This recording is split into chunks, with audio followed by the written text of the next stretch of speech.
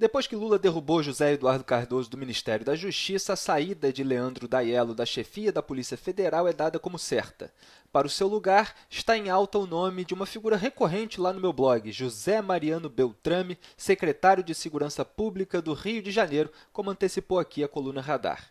Sim, do Rio de Janeiro, esse dos arrastões nas praias e nas linhas vermelha e amarela, do domínio do tráfico de drogas, dos tiroteios de fuzis nas favelas, dos assaltos, diuturna e noturnamente, como diria Dilma Rousseff, a motoristas e pedestres, do esfaqueamento dos ciclistas, dos roubos de carros e motos, dos assassinatos de policiais e até professor e tudo mais. Esse Rio mesmo, cantado em verso e prosa pelos camaradas do secretário na imprensa. O fracasso de Beltrame em garantir a segurança pública do Rio não poderia lhe render outra coisa senão uma promoção para um cargo de nível nacional, assim como a sua reprovação no concurso para delegado federal não o impediu de se tornar um delegado por outros caminhos. Beltrame ficou na posição 896 num concurso para 200 vagas, mas obteve a sua matrícula na Academia Nacional de Polícia por força de uma medida cautelar, cujo magistrado certamente desconhecia as decisões judiciais anteriores do STJ e do STF ocultadas maliciosamente com evidente má-fé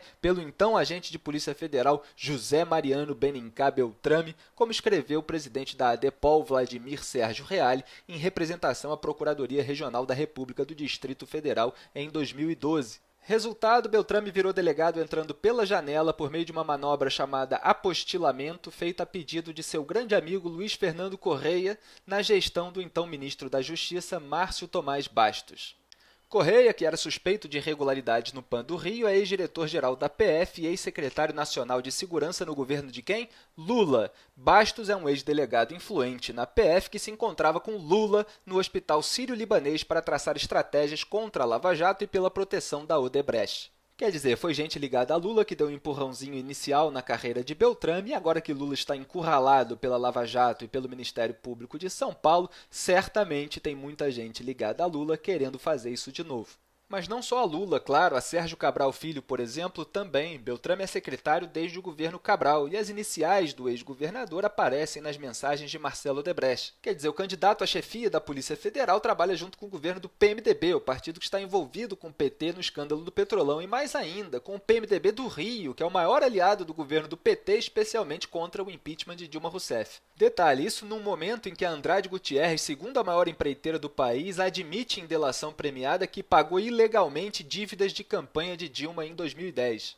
E há outros detalhes também que tornam Beltrame a cara do PT e do governo Dilma. Beltrame também virou réu em ação por improbidade administrativa relativa ao escândalo das viaturas superfaturadas, na qual o Ministério Público pede a devolução de quase 135 milhões de reais aos cofres públicos. Ele acumulou rendimentos de secretário de Segurança e de delegado da PF, chegando a receber até 60 mil reais, muito acima do teto do STF. A esposa de Beltrame, depois de casar com ele, arranjou um cargo comissionado no governo Cabral e também acumulou a remuneração com a que recebia como professor em 2 outros cargos. Quer dizer, com um currículo desse não tem como não cair no gosto do pessoal lá de Brasília. E eu tenho uma informação de bastidor que indica o que o atual chefe da PF, Leandro Daiello, pensa do trabalho do Beltrame. O secretário sempre criticou a Polícia Federal por não fechar as fronteiras do Brasil, que era uma maneira, como eu tantas vezes escrevi, verossímil de se eximir da responsabilidade sobre o fracasso da segurança do Rio.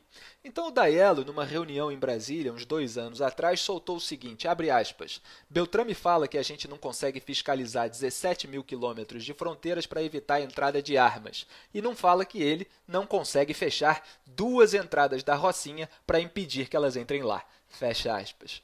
Isso foi dito pelo Daiello, na época ele pediu para que isso não fosse publicado, mas agora sinto muito, é uma questão literalmente de segurança nacional. A Rocinha, aliás, está ocupada desde 2011 pelas forças supostamente pacificadoras, mas continua tendo um monte de tiroteios por lá. Aqui no Rio houve denúncia de superfaturamento na saúde, na educação, na segurança, no transporte e o Beltrame nunca investigou direito os secretários estaduais. Um homem que não investiga o próprio governo é o homem ideal para o PT colocar na direção geral da Polícia Federal e quem sabe assim salvar Lula, Dilma, Cabral, Pezão e companhia. No dia 13 de março, o Brasil precisa ir às ruas contra todas essas manobras.